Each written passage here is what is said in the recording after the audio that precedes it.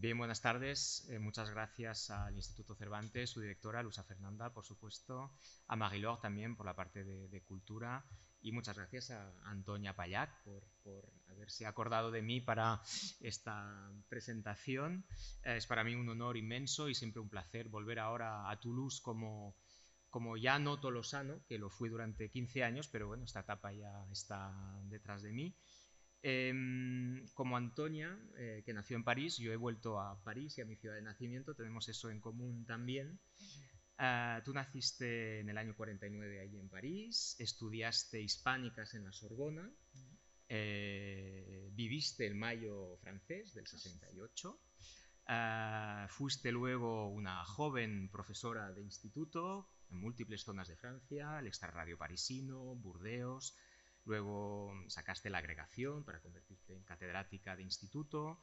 Hiciste un doctorado sobre el hecho diferencial catalán que te llevó a ingresar la carrera universitaria. En la universidad en la que fuimos compañeros y compartimos momentos tan excelentes, fundaste las carreras bilingües e internacionales de Derecho y Español, que de hecho me parece que hay algunos estudiantes de esas licenciaturas en esta sala hoy, y bueno, que fueron el germen de la actual European School of Law, que tantos bueno, méritos y premios excelentes está dando a la Universidad de Toulouse. Eres un producto del exilio republicano español, catalán para ser más precisos, y siempre has practicado las tres lenguas de nuestro ámbito, francés como lengua académica y social, por supuesto, y la lengua del bachillerato, como dice nuestro amigo Félix, que es la que finalmente te define y es tu lengua habitual. Eso es, eso. Cierto. También el catalán, que hablabas con tu padre, Josep Pallac, político, pedagogo, castellano con tu madre, aunque ellos hablaban catalán, pero la lengua con tu madre es el castellano, Teresa Jouvet, con casi 104 años, nos hablarás de ella, un perfil catalano, asturiano, castellano, madrileño, ¿verdad? Entonces eres ahí un concentrado peninsular, ibérico. Tus padres, decíamos, exiliados republicanos, fueron también profesores y pedagogos, y en la Francia de la Liberación restauran las vanguardias pedagógicas de la Institución Libre de Enseñanza. Tu madre fue alumna de la ILE en Madrid, y de Célestin Freinet, por parte de tu padre, que fue a una escuela inspirada en esos métodos en Figueras, y van a practicar esas pedagogías en las classes nouvelles del Instituto Piloto de Montgeron, en las afueras de París. Entonces, tus padres encarnan ese pilar republicano que supone la transmisión, la instrucción y el fomento del espíritu crítico, y tú también recoges ese guante primero en la secundaria francesa y luego en la universidad. De hecho, recibes por ello la condecoración de Palmes Académiques, muy importante para los profesores. Más adelante, aunque sé que no te gusta, pero lo voy a decir, recibes también l'Ordre National du Mérite y la Orden Civil Alfonso X el Sabio, que conste. Al margen de tus actividades académicas, administrativas, investigadoras, eres también una mujer de teatro. También. Y muchos de los presentes te hemos visto actuar, enamorada de Molière. Tanto es así que después de haber escrito primero sobre el legado más político de tu padre, con dos obras, publicaste un libro hace escasos años sobre el posible encuentro en Toulouse de Molière con el último poeta de lengua occitana de Toulouse, Pere Guduli, antes del afrancesamiento definitivo de las élites occitanas. Estos tiempos atrás, felizmente jubilada pero hiperactiva como siempre, quisiste escribir la historia de tus padres y de ambas familias, historias del exilio, por supuesto, como tantas otras, escritas desde la admiración hacia unos padres singulares, de ideales republicanos que padecieron la derrota y la humillación, pero que, como bien dijo Albert Camus, habían experimentado que se podía tener razón y defender lo correcto, pero sufrir una desbandada.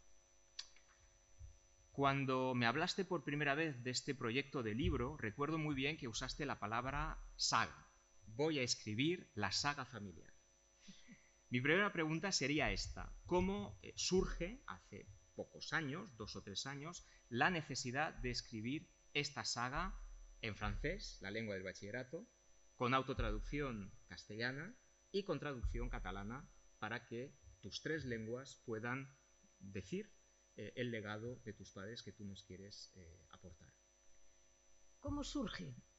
Bueno, como ha dicho Michel, con toda la razón, estuve en la universidad cuando me, me nombró el presidente de la universidad, me nombró responsable de los intercambios Erasmus, de los intercambios universitarios Erasmus, y claro, me quitaron un cierto número de clases, pero yo seguía dando otra cantidad de clases. Y entre esa cantidad de clases que seguía dando estaba la historia contemporánea de España, la historia contemporánea de España del siglo XX. Y empiezo a dar las clases y veo en mis clases estudiantes que venían de España. Y digo, no, vosotros no necesitáis asistir a ese tipo de clase porque viniendo de donde venís no son para vosotros. Ah, sí, me dijeron al final de la clase. Nosotros venimos y queremos asistir a todas, porque lo que usted está explicando a los estudiantes franceses, nosotros no lo sabemos. Me quedé de piedra, porque de verdad que creía que los estudiantes ya universitarios, por lo menos en la enseñanza secundaria, habían oído hablar de la guerra civil, de lo que pasó después, pues resulta que no, que les habían hecho eso muy rápido. Eso me quedó ya bastante... Y luego, por un motivo familiar, el hermano menor de mi madre, bastante menor, porque tenía solo 7 años más que yo, pues nos criamos juntos y tal. Él estuvo aquí en Toulouse, fue director de l'École d'Architecture de Toulouse, en fin. Y un día, en los últimos años, estábamos comentando la historia de la familia y riéndonos. Y decimos, vaya familia que tenemos, algún día habrá que escribir esta historia. Bueno, y se quedó así, y resulta que él al cabo de un año y medio, se murió. Y entonces pensé, esta historia tengo que escribirla, por él, para él, y por mis estudiantes que venían a mi clase, y para ellos. Y entonces me puse manos a la obra, y venga, y así fue. Pues te surgió en francés porque es tu lengua de bachillerato, ¿verdad? Lo hemos dicho. Pero los 3 títulos no coinciden exactamente. ¿Eso quiere decir que las 3 versiones son idénticas o no del todo? ¿Y cómo elegiste cada título? Que por recordarlo, en catalán es Rossinyol que vas a França, aquí Vidas y muerte de un líder, memorias de una hija del exilio, y en francés ¿será? En francés será La liberté chemin faisant. Y va a publicarse esta primavera. ¿Por qué? Pues es la misma historia, no he modificado nada, pero cuando lo pienso en cada una de mis 3 lenguas, porque son mis 3 lenguas, cuando lo pienso en cada una de mis 3 lenguas, se me ocurre de forma diferente llamarlo.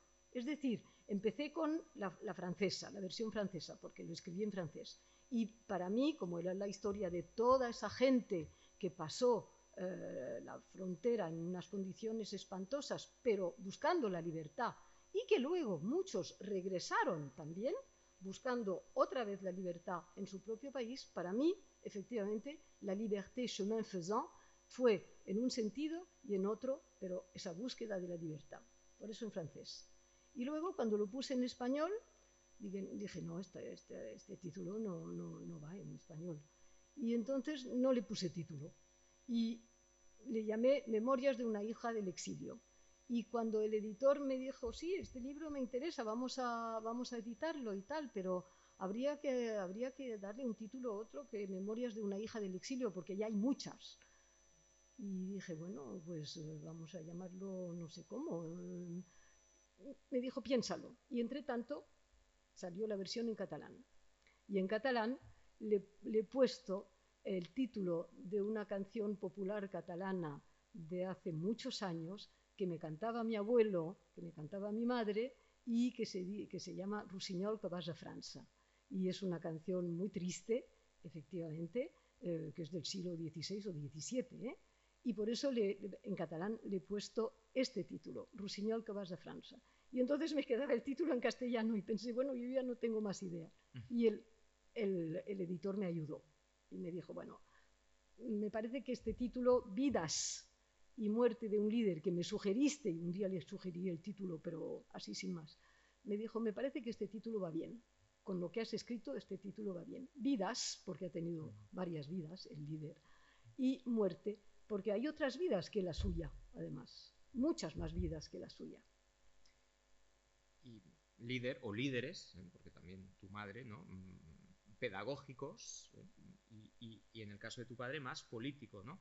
Que para tu padre pedagogía y política era más o menos lo mismo, ¿no? Sí, sí. ¿De qué manera te lo decía? Bueno, él siempre me dijo una frase de Rafael Campalans, que es un político catalán, que decía, política es pedagogía, la política es pedagogía. Es decir, que no puedes hacer política si no te explicas constantemente, si no explicas constantemente lo que piensas hacer, por qué lo haces, y si no intercambias con la gente. Es decir, que si no haces pedagogía, la política ya no es política, es doctrina, ya no es lo mismo. La construcción del libro parece un guión de cine, porque realmente estas vidas del siglo XX son totalmente cinematográficas, novelescas, y lo has construido casi como un guión de cine, ¿verdad? Sí, bueno, esta fue mi intención. Yo cine no... A mi madre le gustaba mucho realizar cine, ¿eh? Cuando estaba en el Lycée de Montgeron estaba encargada del atelier cinema y nos ha gustado siempre mucho el cine en la familia. Íbamos mucho al cine antes de la televisión, luego con la televisión seguíamos viendo películas. Total, que el cine forma parte de nuestra vida, ¿eh? Y entonces pensé, bueno, esto soy incapaz de escribirlo como una obra de teatro. Entonces voy a intentar escribirlo un poco como un guión de cine y me ayudó mucho porque así secuencia 1 pues es la de la familia de mi padre y todas las vivencias de mi padre, secuencia 2 la familia de mi madre y las vivencias de mi madre, y luego voy alternando una y otra hasta que se encuentran los dos y ya luego pues claro es el mismo guión. Entonces, guionizas un poco ese recuerdo de conversaciones de sobremesa, como en tantas familias, donde abordabais todos estos temas sin ningún tipo de tabú, hablabais con mucha libertad de temas políticos, sociales. Al guionizarlo, claro, tú reconstruyes unas conversaciones que tuviste. ¿Cuál es la dimensión o la proporción de recuerdos que a lo mejor han sido alterados por el tiempo? ¿Qué parte novelas un poco más o qué conversaciones, con qué temas de conversación recuerdas que fueron, realmente casi tal cual como lo escribes? Las que fueron más tal cual como lo escribo son las que se refieren realmente a las vivencias de mi padre por un lado y de mi madre por otro. Es decir, todo lo que explico sobre la cárcel que padeció mi padre varias veces, pero sobre todo una en la cárcel de Salt, de Girona. Eso es lo que conseguí que me contara poco a poco, porque no le gustaba nada a él contar eso. Y entonces a mí me ha constado que eso sí que tenía que escribirlo. Y luego por parte de mi madre, porque mi madre pues le gusta mucho escribir, escribe novelas y entonces le gustaba contarme. Nos pasábamos el tiempo contándonos cosas. Mi padre era más de tipo pedagógico, pero todo lo que se refería a sus propias vivencias dolorosas tenía que sacárselo yo, porque no le salía. ¿Cómo fue el regreso a España de tus padres? ¿En qué año? ¿En qué contexto? Bueno, a mi padre le devolvieron el pasaporte. Mi padre estaba aquí sin pasaporte, claro, ¿eh? Tenía un permiso de residencia del gobierno francés, renovable de 10 años, de 10 años, renovable cada 10 años, y además con derecho a un pasaporte, cosa muy extraña porque no tenía pasaporte español y tampoco era francés. O sea que estaba aquí, bueno, un poco protegido, digamos. Pero en 1969, si no recuerdo mal, le devolvieron el pasaporte español. Él fue al consulado y sí, le devolvieron el pasaporte español porque quitaron la orden de busca y captura que venía de la guerra civil. Esa orden la quitaron y entonces le devolvieron el pasaporte. Y entonces ya cuando le devolvieron el pasaporte, mi madre ya tenía el suyo desde hacía años, dijeron, bueno, ahora ya es el momento, hay que volver. Y decidieron volver. En un año lo cancelaron todo aquí y volvieron. Dedicándose a la política, en el caso de tu padre, y también a las clases, ¿no? Pues sí, claro, porque había que ganarse la vida.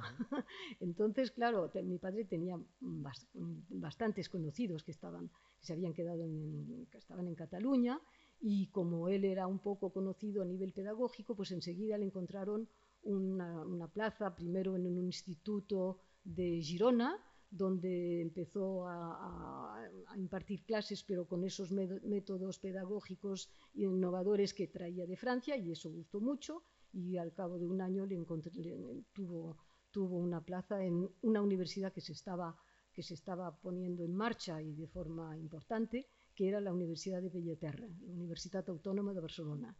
Y es allí donde le dieron plaza de profesor de historia de la pedagogía. Y detrás de un gran hombre hay una gran mujer. Tu madre también se dedicó a impartir clases. Sí. Impartir clases. Sí.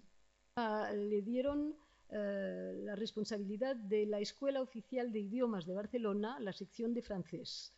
Y entonces empezó a ocuparse de la Escuela Oficial de Idiomas en Barcelona, y muy rápidamente también le dieron una plaza en la Autónoma como profesora de literatura comparada.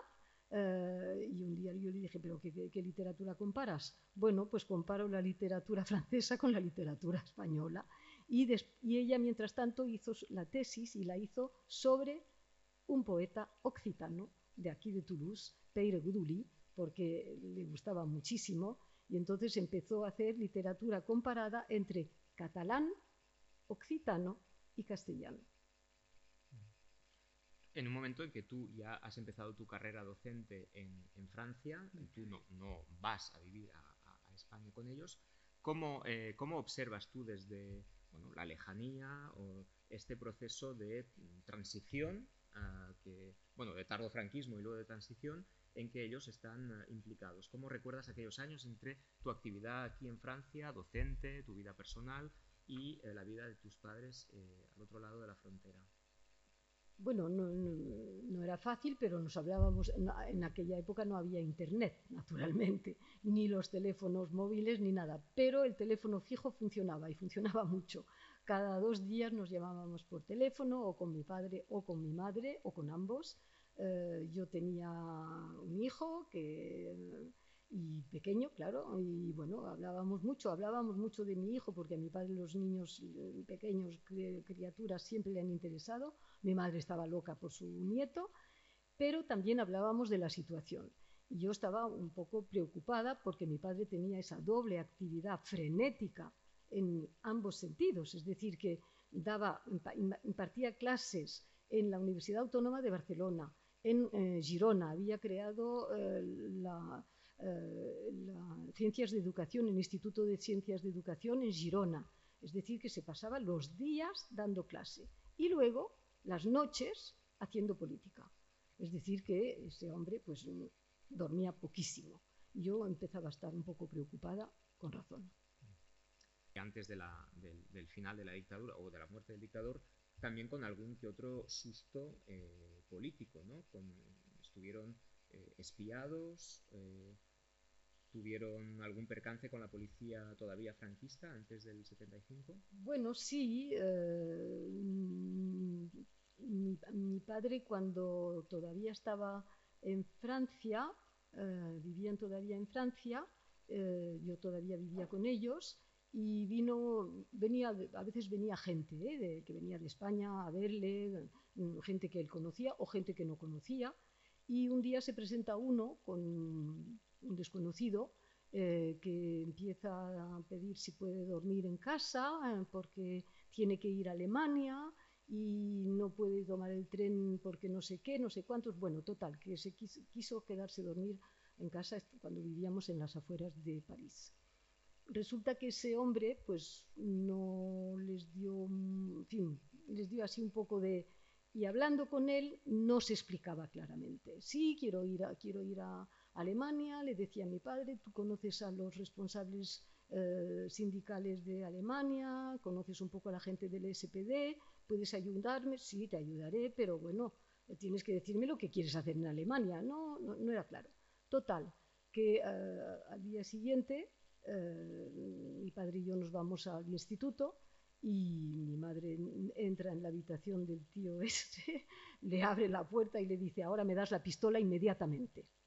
Y sí, el tío en la mochila traía una pistola, venía comanditado para matar a mi padre. Lo que pasa es que no se atrevió a hacerle porque en realidad era un pobre sicario, un pobre hombre pagado para eliminar a Payac, porque Payac empezaba a ser alguien un poco que se veía que tenía ganas de volver y había que eliminarlo antes de que volviera.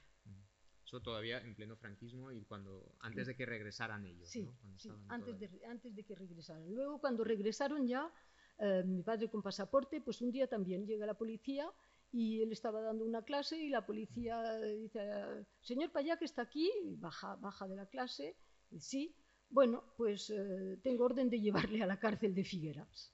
Ah, bueno, voy a coger algunas cosas. Mientras coge algunas cosas y hace algunas llamadas, le llevan a la cárcel de Figueras, le lleva a mi madre en el coche con la Guardia Civil detrás y se queda 8 días en la cárcel de Figueras y entre tanto, naturalmente, los contactos que tenía con unos y con otros, sobre todo con los alemanes, el gobernador civil debió recibir 2 o 3 llamadas importantes de Madrid y le dijeron a la calle, ese señor a la calle. Total, 8 días en la cárcel de Figueras, que se los pasó bastante bien porque tuvo mucho tiempo para leer, cosa que ya no tenía. Tuvo todo el día y una parte de la noche para leer porque esa vez le pusieron en una celda individual, no las veces anteriores, naturalmente.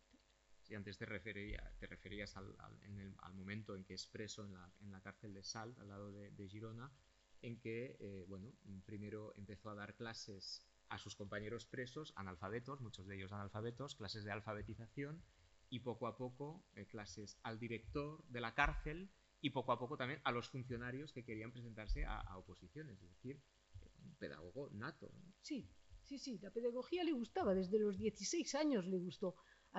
Cuando tuvo 16 años, que fue en 1936, quiso marcharse corriendo a la guerra, pero no los cogían a los pequeñitos de 16 años, y entonces mi abuelo le mandó a Rosas a dar clases a los pequeñitos, porque faltaban maestros que ellos sí que se habían ido obligados. Entonces allí se encontró con que tenía esa vocación, y su vocación era efectivamente enseñar la pedagogía. Y entonces, porque existe hoy en día precisamente una Fundació Josep Pallach en Cataluña, ¿cuál es la labor de esta fundación y de qué manera se sigue rindiendo homenaje por la labor pedagógica de Josep Pallach? Bueno, esa fundación efectivamente se hizo mucho después de morir mi padre, ¿eh? Sus antiguos estudiantes, uno de sus antiguos estudiantes, con otros, decidieron hacer esta fundación Josep Pallach para la labor pedagógica. No tiene nada que ver con la política. La Fundación Josep Pallach está exclusivamente destinada a ayudar a los jóvenes en materias pedagógicas no tiene nada que ver con la política. Y porque claro, la política fue ¿no? La otra parte muy importante de la vida de tus padres y especialmente de Josep Pallach, que fue elegido en el año 77 el primer secretario general del Partido Socialista que se estaba reconstruyendo en Cataluña, del Partido Socialista de Cataluña, por la parte reagrupament, es decir, un socialdemocracia no marxista, en enero del 77 y murió muy poco tiempo después de su elección. Sí, al día siguiente. Al día siguiente. El Congreso duró 3 días, fueron 3 días muy duros, muy difíciles, porque el Partido Socialista catalán estaba dividido en dos. Una parte que venía, todos venían del movimiento socialista de Cataluña, de tiempos de Franco, pero se escindieron justo antes de la muerte de Franco y con la muerte de Franco todavía más, los unos muy pro-marxistas completamente, pero completamente también subyugados por Cuba, por la experiencia de La Habana, por Fidel Castro, por toda esa gente, y mi padre, que había vivido la guerra de otra forma, no fue marxista, y siempre decía, yo soy marxista porque he leído a Karl Marx, y sé que Karl Marx no era marxista, según lo que entienden hoy por marxismo. Y entonces, bueno, una sección bastante importante, con ataques personales muy violentos. Yo recuerdo por las paredes de Barcelona, escrito, pintadas, Pallach con un corazón y CIA. Es decir, bueno, todo eso efectivamente debió de herirle. Él no decía nada de nada y no teníamos que decir nada a ninguno de nosotros, pero probablemente le hirió y debía tener el corazón bastante débil, además. Sí, rumores que por sus relaciones con los socialdemócratas alemanes, que habían sido fundamentales, no tanto también con el PSC, bueno, que está parte del PSC catalán, pero también con el PSOE sí, español de Sevilla, con Alfonso Guerra y Felipe González. De ahí un poco el rumor de que era un movimiento encubierto de la CIA, ¿no? Sí, Esto, sí, y además tenía como que se interesaba por el sindicalismo, tenía relaciones con los sindicatos norteamericanos, la AFL-CIO, todos esos sindicatos, y por eso consideraban que estaba más o menos, era un submarino de la CIA. Tus padres, ambos, en el 2020 y 2021, si no recuerdo mal, en la Generalitat de Cataluña, el gobierno autonómico catalán tiene una política de centenarios de personas ilustres. Ambos tuvieron un centenario, y en el caso de tu madre todavía en vida, ¿no? Pudo contribuir en algunos actos de celebración de ese centenario. El de tu padre fue bastante pospuesto porque fue el año del COVID, sí, y muchas manifestaciones se tuvieron que posponer.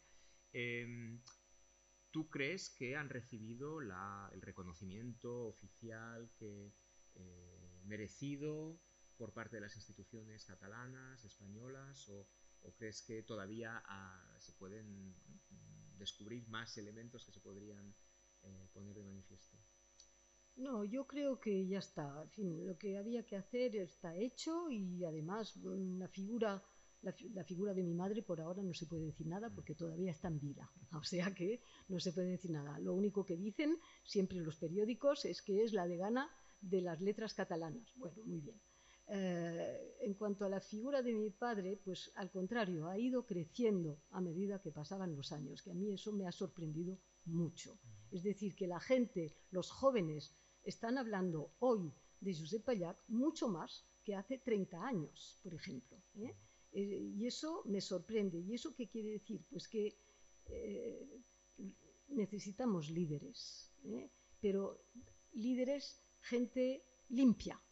Y eso me parece que en política es importante. En el momento en que vivía mi padre no contaba tanto porque había que construir, había que hacerlo todo deprisa y corriendo, y a veces se hizo tal vez demasiado deprisa y corriendo y sin tener en cuenta la personalidad de la gente, y sobre todo que podían herir a la gente, pero eso, las circunstancias eran lo que eran.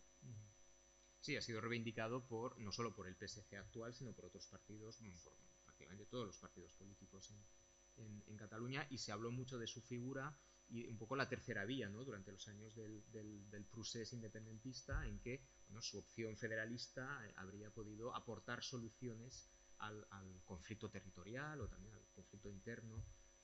Se reivindicó en aquel momento, ¿no? Siempre que me encuentro con los políticos catalanes actuales, me dicen, tu padre, ¿qué hubiera dicho? Que primero, no se puede decir, eso desde luego. Pero sé bastante, mi padre era estaba convencido de que para España la vía federal era una vía y que probablemente sería una de las mejores vías. Entonces, él no ha conocido el estado de las autonomías, puesto que se hizo después de que muriera, Pero a mí me pareció, cuando se hizo, me pareció que era un paso hacia allá. Para mí, insuficiente, pero es un paso hacia allá. Ahora, los independentistas de ahora, que me vienen a ver, que me dicen, tu padre hoy sería independentista. No, no creo. Francamente, no creo, porque era demasiado federalista para ser independentista. Y sencillamente hay una frase que él repetía y que me dijo y que me repetía constantemente y que era una frase francesa. Y pensez toujours, en parler jamais. Esto se dijo a propósito de la guerra en Francia y de la recuperación de Alsacia y Lorena. Y era efectivamente algo importante porque cuando se habla se desatan las pasiones y se puede llegar a la guerra. En cambio, si lo piensas y haces todo lo posible para llegar a este nivel sin darle el nombre, pues puedes contentar a mucha más gente. Una tradición también que venía de la Primera República Española y del iberismo, ¿no? De una forma de iberismo, de Pi Margall y de gente así. Volviendo un poco a Antonia Pallach Jové, como hemos hablado de tu perfil académico, pero ahora como escritora, son unas memorias, pero tienes otras publicaciones de otros géneros. ¿Cuáles son tus hábitos de escritora? ¿Escribes por la mañana, por la tarde, por la noche? ¿Qué ritmo de trabajo te impones a ti misma? Bueno, no me considero como escritora, por lo tanto, escribo, en fin, sí, escribí la tesis cuando estaba en pleno trabajo y entonces escribía cuando podía, es decir, por las noches o por las mañanas muy temprano, antes de ir a clase y tal. Pero desde que ya no doy clases, tengo tiempo de organizarme como... Y escribo más, yo escribo por la noche, no escribo por la noche porque por la noche leo. Y entonces, como no puedo escribir y leer a un tiempo, pues... Y escribo normalmente, cuando me pongo a escribir, escribo por las mañanas, pero no muy temprano, y luego me releo por las tardes y voy corrigiendo por las tardes. Y voy así, haciéndolo así. Pero no soy escritora, de verdad. Y las ideas de guión o de cómo estructurar, cómo lo escribes o lo tienes en mente, cómo funcionas. Bueno, normalmente cuando escribo, como que vengo de la escuela francesa, hay que hacer un plan. Y entonces empiezo haciendo el plan. Luego desvío o no desvío, pero efectivamente empiezo con eso. Hago un plan y a partir de allí modifico o empiezo a escribir y luego voy modificando o no. Pero lo primero, efectivamente, es estructurarlo en la cabeza y hacer el plan. No...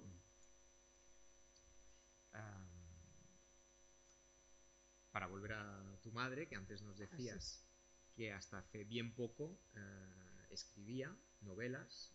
¿Qué tipo de novelas y cómo escribe tu madre y hasta cuándo, porque la fecha de publicación de su último libro es muy, muy reciente. Sí, bueno, mi madre empezó a escribir después de verdad, empezó a escribir después de la muerte de mi padre.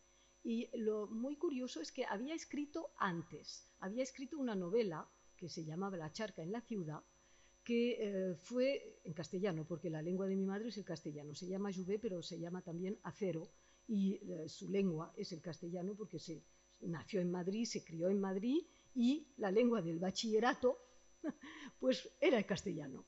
Entonces escribió en castellano. Esa novela la mandó al premio Nadal, que era un premio importante de las letras catalanas, cuando estaban refugiados en Francia. Y su libro, que llegó hasta semifinalista, hasta la semifinal. En el momento en que empiezan a mirar la biografía de la gente que ha llegado en semifinal y dicen, pero ¿cómo? Si está, es la mujer de Payá, que ese que está perseguido y que está viviendo en Francia y eso. Y bueno, la dejaron semifinalista y basta, y no se llevó el Nadal. Esa fue la única que escribió durante su exilio. Luego, al regresar, volvió a escribir, pero a la muerte de mi padre empezó a escribir en castellano y luego histórica, novela histórica, que a mí me gustaba mucho.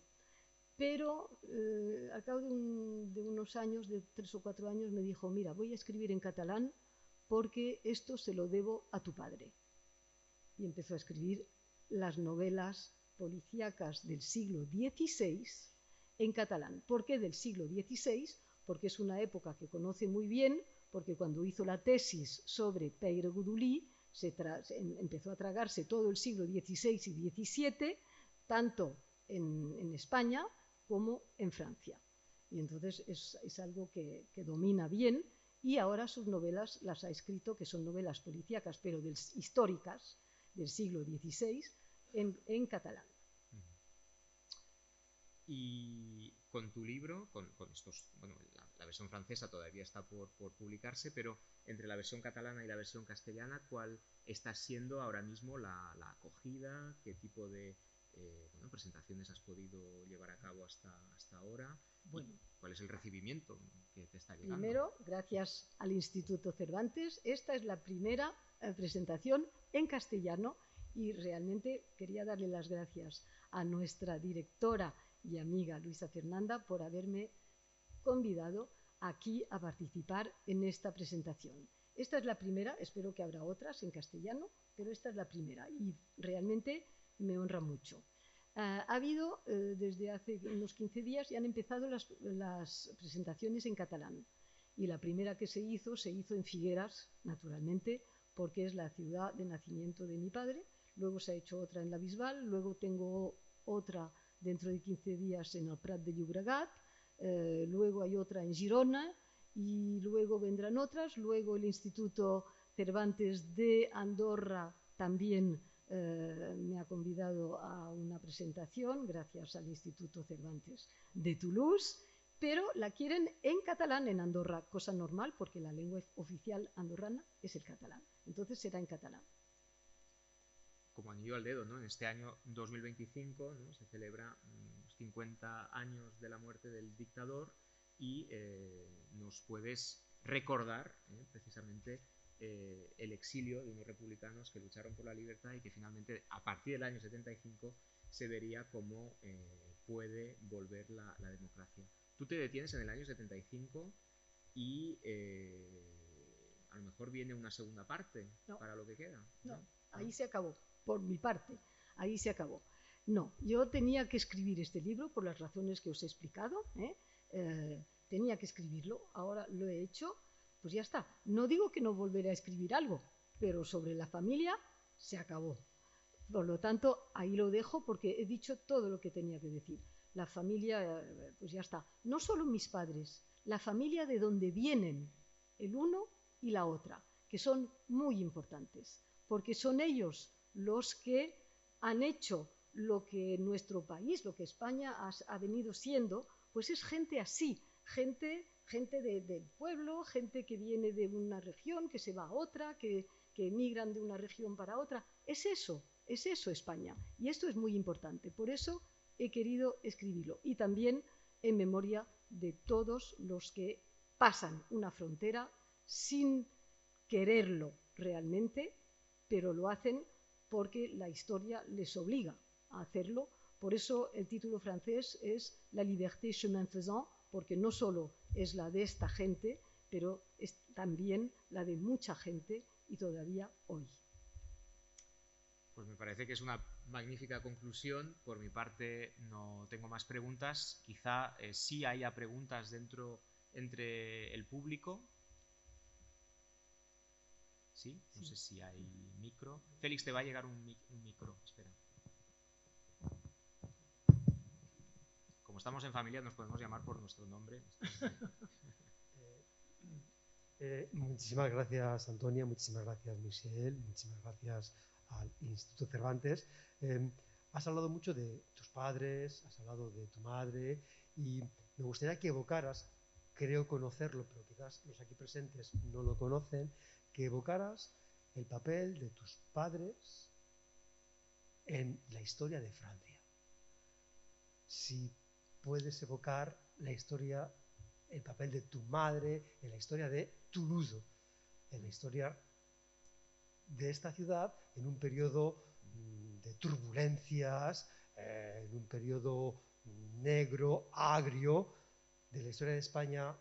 Estamos en España, no, de la historia de Francia, cuando estamos en Francia, porque pienso que es un momento vital, un momento que trasciende la historia de España y que es la historia universal de una persona como fue tu madre en esta ciudad de Toulouse. Tu padre, tu relación con Toulouse creo que fue diferente, mientras que la de tu madre fue una historia mucho más, una presencia clara, evidente, y tu madre se forjó en Toulouse. Tu padre se forjó en otras partes, o ya se había forjado, pero una parte importante de lo que es hoy tu madre, esa señora de 104 años que habla un francés impecable, a pesar de que esté un poco perdida ya en su mundo, pero su francés es un francés impecable, una facilidad pasmosa de pasar del castellano al francés y al catalán con 104 años.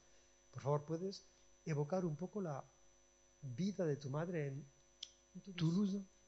Sí, si me permitís, sin desvelar tampoco todo el contenido del libro, pero... Bueno, sí, mi madre efectivamente con su familia, con mi abuela, con su hermana, y luego con su hermano y luego con su padre, se reunieron aquí de la retirada. La retirada en realidad se acabó y ellas se instalaron aquí en Toulouse de una forma muy, muy modesta. Y mi madre trabajaba durante el día y por la tarde, a partir de las 5, iba a la Universidad de Toulouse. Y en la Universidad de Toulouse fue la estudiante del profesor Raymond Nave. Y fue Raymond Nave quien, que hablaba mucho con sus estudiantes y tenía muchos estudiantes extranjeros, fue Raymond Nave quien, hablando con ella y tal, pues le dio la idea de que podía entrar en la Resistencia.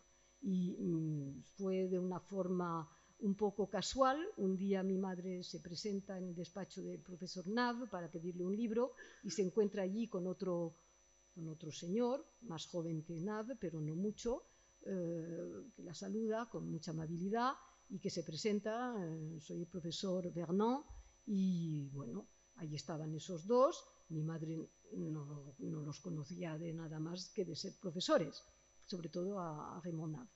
Y a los 3 días va a ver a Raymond Nave y le dice: bueno, yo quiero entrar en la Resistencia porque aquí hay uno de nuestros compañeros judíos que le han matado por la calle. Quiero entrar en la Resistencia. Y entonces el profesor Nave la hizo entrar en la Resistencia y el jefe directo, el jefe superior, no directo, el superior de mi madre en la Resistencia era Jean-Pierre Vernant. qué olfato, ¿no? Detectar la pistola del sicario y detectar aquí Por que el profesor era bueno, resistente. La detectó, la pistola del sicario la detectó porque efectivamente había pasado todos esos años en la resistencia detectando las pistolas de los alemanes o de la Gestapo cuando se acercaban demasiado a ellos, ¿eh? Sí, Toulouse, Montpellier también, tu padre más Montpellier también, la región de Occitania está muy ligada a Sí. a su historia. Sí. Mi padre empezó sus estudios universitarios, él en Montpellier, mi madre aquí en Toulouse y él en Montpellier. Y bueno, por eso estaban tan apegados a esta región. Tanto es así que una parte de la familia de mi madre se quedó aquí en Toulouse. Quizás haya más preguntas. ¿Te ha gustado cómo te he contestado?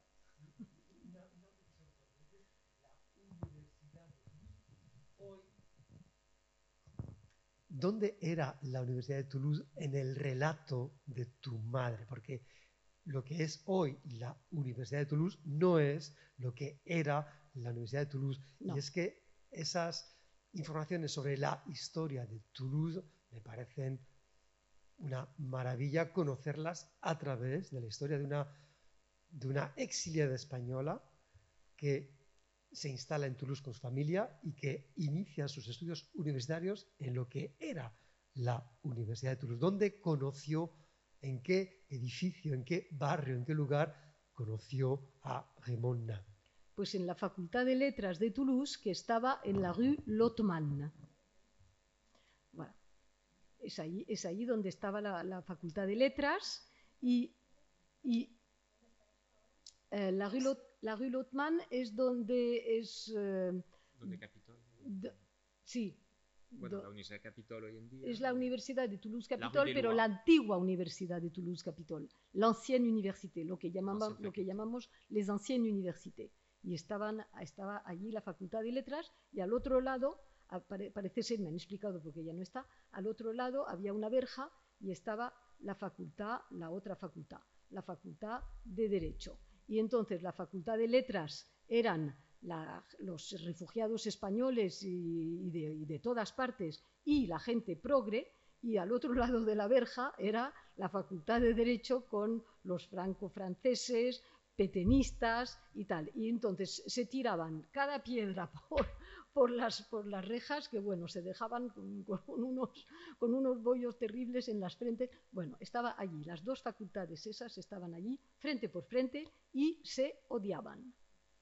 Como en el 68, en que también hubo que poner una pared para que los estudiantes de letras no contaminaran ideológicamente a los estudiantes de derecho. ¿Alguna pregunta más del público? Bueno, pues... sí, hay una pregunta. Sí, una pregunta. Soy María Lefebvre Noyosa, vicepresidente del Cadre Catalán. Pero voy a hablar en francés, que es también mi lengua de bachillerato.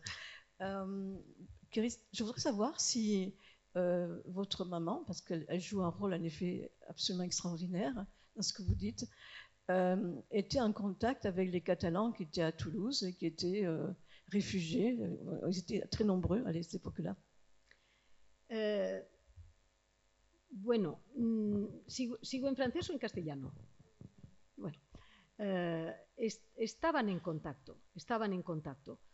Se encontraban mucho, pero se encontraban no solo con los catalanes, se encontraban con jóvenes de habla catalana, pero también de habla castellana, y se encontraban en la rue du Torrent, donde está ahora la Cinemateca, que es donde estaban los sindicatos, que es donde estaba el PSOE, y allí se encontraban, y de allí efectivamente hacían excursiones a Aulus, en invierno iban a Aulus a esquiar, en fin, a esquiar a la nieve, y en verano pues iban también al Pirineo a conocer un poco el Pirineo por el lado francés, claro, no por el otro lado, y a poder ver su país al otro lado de la montaña. Pero con catalanes, especialmente con catalanes, no. Eran muy amigas, la familia de mi madre particularmente y mi tía, eran muy amigos con la familia Pradal, Yo aún he conocido a una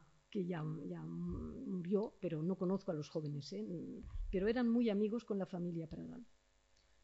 Y en la Plaza Wilson, ¿no? También se reunían. Bueno, en la Plaza Wilson efectivamente eran los catalanes los que iban a la Plaza Wilson. Allí iba mi abuelo, el padre de mi madre, que era catalán.